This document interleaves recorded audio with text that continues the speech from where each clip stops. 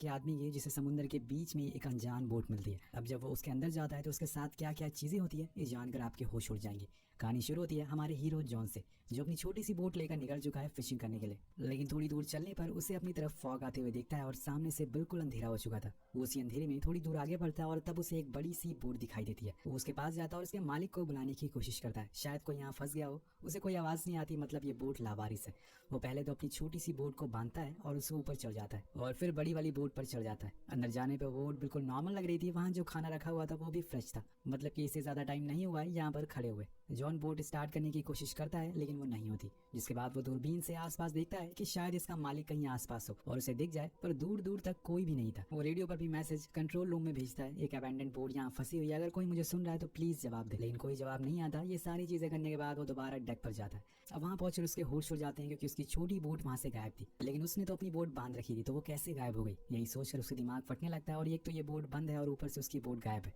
अब वो मैप में देखने की कोशिश करता है कि आखिर वो किस जगह पर फंसा हुआ है, पर उसे कुछ भी पता नहीं चलता क्योंकि आसपास सिर्फ पानी ही पानी है। इसलिए दोबारा इंजन रूम में जाता है और उसे ठीक करने की कोशिश करता है। अब दोस्तों उसके छूते ही इंजन स्टार्ट हो जाता है। तो यहाँ एक चीज उसके साथ अच्छी हुई थी, वो एक बार फिर से कंट्रोल रूम से कांटेक्ट करने की कोशिश करता है, लेकिन फिर से उसे नाकामी हाथ लगती है। अब थोड़ी ही देर में उसे टॉयलेट भी लग जाती है। वो सोचता है कि चलो नीचे जाने की क्या जरूरत है, यहीं ऊपर टॉयलेट कर लेते हैं। अब वो जैसे ही सूसू करने की कोशिश करता है उसे जोर का धक्का लगता है और बोट से गिरने ही वाला था, लेकिन सही मौके पर वो रस्सी पकड़ लेता है और समुद्र में गिरने से बच जाता है। अब ये बोट नहीं चाहती कि वो बोट के ऊपर टॉयलेट करे और उसे गंदा करे, इसलिए शांति से वो नीचे बाथरूम में टॉयलेट करने चला जाता है। लेकिन यहाँ एक मुसीबत कम नहीं हुई थी कि दूसरी आ जाती है। बाथरूम का गेट लॉक हो गया था और खुलने का नाम ही नहीं ले रहा था। अब वो उसे ऊपर से नीचे तक हर जगह खोलने की कोशिश करता है, लेकिन तभी उसे एक कैंची मिलती है। वो उसे भी ट्राई करता है गेट खोलने की, लेकिन सारी कोशिशें बेकार थी। अब उसे बाहर से रेडियो पर किसी की आवाज सुनाई देती है। इसी पर से विंडो से बाहर एक शिप भी वो देखता है। अगर वो बाहर नहीं गया तो शिप यहाँ से चला जाएगा और वो फिर से अकेला रह जाएगा। इसलिए वो अपनी पूरी ताकत लगा देता है उसे खोलने के लिए उस डोर को, लेकिन फिर भी कुछ नहीं होता। अब विंडो से बाहर शिप को एक कपड़ा दिखाता है कि शायद वो उसे देखकर रुक जाए, लेकिन वो छोटा सा कपड़ा कैप्टन देख नहीं पाते और शिप जाने लगता है। जॉन को एक दूसरा आइडिया आता है। वो एक रस्सी से अपनी बोट को रोकने की कोशिश करता है। उसकी ये कोशिश काफी अच्छी थी, लेकिन तभी वो रस्सी जाकर इंजन के फैन में फंस जाती है और दूसरी तरफ की रस्सी जॉन के गले में।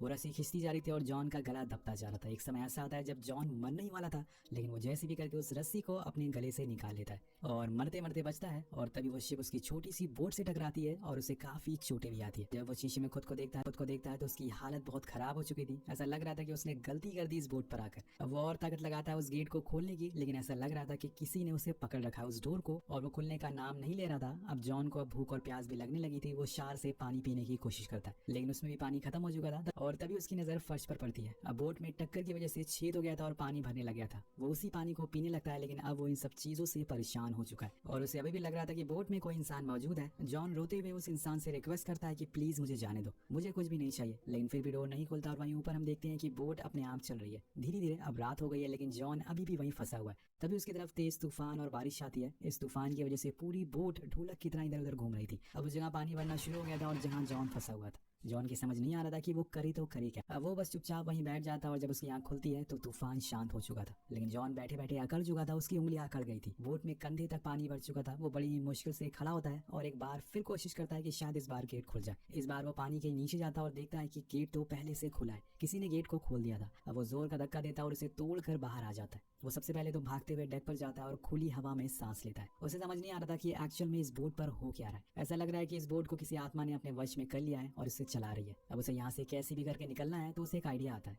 वो कुछ एयर बैग्स निकालता है और नीचे से वही बाथरूम का फ्लोर वाला जो डोर होता है वो लाता है। फिर उन दोनों की मदद से वो बोट बनाता है जिससे कि यहाँ से निकल सके। अब बोट तो बन गई थी, लेकिन रास्ते के लिए कुछ खाना भी चाहिए था। तो बोट से कुछ खाने का सामान लेता है और वो अपनी छोटी सी बोट बड़ी वाली बोट से बांध देता है ताकि उसके साथ साथ वो यहाँ से निकल सके। लेकिन जैसे वो उस राफ्ट पर बैठता है वो बोट वहीं खड़ी हो जाती है, बड़ी वाली। बोट हिलने का नाम ही नहीं ले रही थी। ऐसा लग रहा था कि बोट नहीं चाहती कि जॉन यहाँ से जाए। वो कई घंटे तक उसी राफ्ट पर बैठा रहता है कि बोट अब चलेगी, लेकिन वो चलती नहीं। और जॉन को भी समझ आ जाता है कि उसे इस बोट से निकलना होगा, इसलिए वो वापस वो बड़ी वाली बोट पर आ जाता है और सबसे पहले तो भरे हुए पानी को बाहर निकालता है। लेकिन इसमें बहुत टाइम लगेगा, इसलिए वो मोटर को भी ठीक करता है जिससे तेजी से पानी निकल रहा था। अब बोट में जो जो दिक्कतें थी वो उन सभी को ठीक करता है और उसे टूटे हुए हिस्सों को भी पेंट करता है ताकि फिर से पानी ना घुसे। सारी चीजें करने के बाद वो एक बार फिर से रेडियो से मदद मांगने की कोशिश करता है कि शायद उसकी आवाज कोई सुन ले, बट सामने से कोई जवाब नहीं आता। तो वो थक और हार कर डेक पर जाकर बैठ जाता है और मैप में खुद की लोकेशन ढूंढने की कोशिश करता है। अब ये सारे काम करने के बाद वो बोट को स्टार्ट करने की कोशिश करता है, लेकिन बोट बंद हो चुकी थी क्योंकि ये बोट सिर्फ अपने आप चलती है और वो सोचता है कि क्या किया जाए ऐसे समय पर। तभी उसे सामने से एक शिप आते हुए दिखता है और वो सीधा पानी में छलांग लगाता है। वो अपनी छोटी राफ्ट को चलाते हुए उसके पास जाने लगता है, लेकिन यहाँ आयरनी देखिए, जो बोट अभी तक स्टार्ट नहीं हो रही थी वो अपने आप चलने लगती है और सीधा उसी की तरफ आने लगती है। अब अपनी राफ्ट से और तेज भागता है, लेकिन वो बोट और तेज स्पीड कर देती है और वो बस उसे टकराने वाली थी कि वो पानी में कूद जाता है और अपनी जान बचाता है और उसकी आंखों के सामने से ही वो शिप दूर चली जाती है।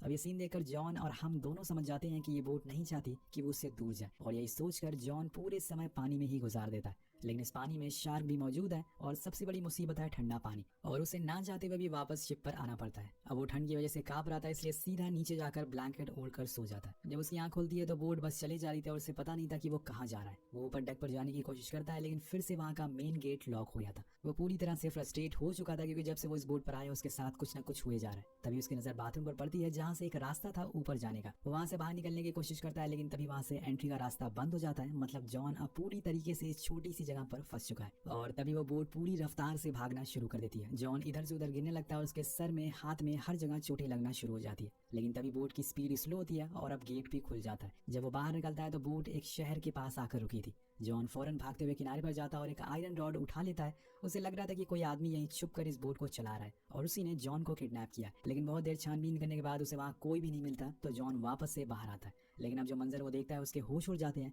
क्योंकि बोट अपने आप चल रही थी और वो जॉन को किनारे पर छोड़कर जा रही थी। उसे समझ आ जाता है कि जरूर कोई शक्ति इस बोट को चला रही है और वो बोट फिर से अपने नए शिकार पर निकल चुकी थी। जॉन उस जगह की सबसे ऊपर वाली चोटी पर जाता है और समुद्र को देखता है और फिर से यहाँ से बाहर निकलने की कोशिश करता है, लेकिन घूम फिर कर फिर से वहीं आ जाता है। तभी उसे वहाँ अपनी बोट मिलती है जिससे वो समुद्र में गया था मूवी की शुरुआत में, लेकिन अब वो फिर से वापस किनारे पर आ गई है।